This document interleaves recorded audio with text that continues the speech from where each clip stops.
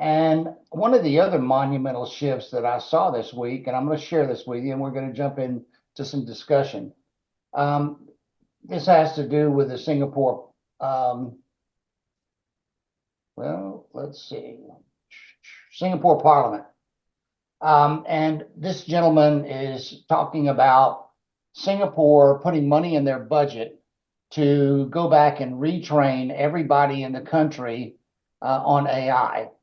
So especially everybody over 40, they want them to go back into school and learn how AI can be used nationwide. And I think we're going to see that as a competitive scenario that we're going to have to worry about. Worry about.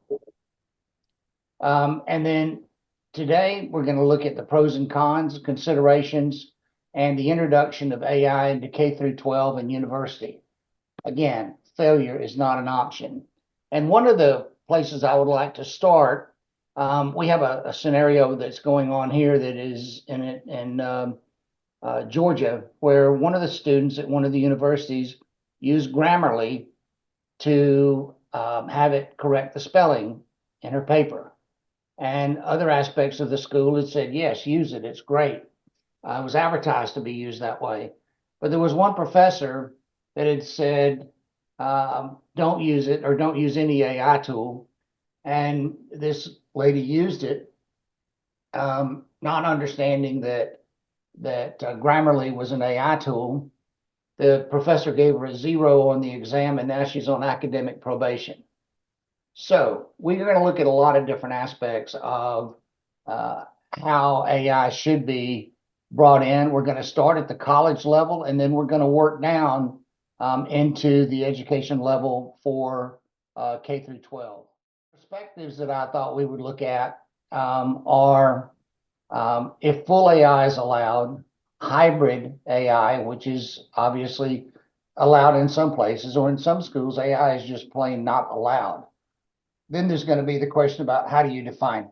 And I want to look at it from the student perspective, the professor perspective, the university perspective, and then the industry perspective. I think it's a good point to bring up that, listen, there are a number of different areas to explore in education. And the first is really, what is the impact of AI on learning, right? That's part one, is AI being used by students, guided by a professional or a teacher, educator. And, how do they learn when the tool is producing the output for them, right? So if you have to write an essay and you put in a prompt for the AI and the AI writes your essay, did you really learn the subject and material or not? Right? I think that's one facet, is the science of learning has to change and adapt to AI principles, because AI will make things easier. It's going to provide a fast and direct way to do it.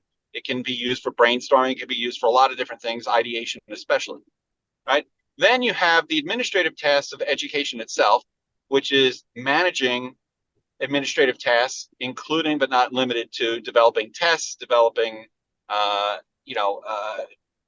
knowledge-based systems and tools, looking at assigning resources and managing the teacher flow and anticipating the needs of educators.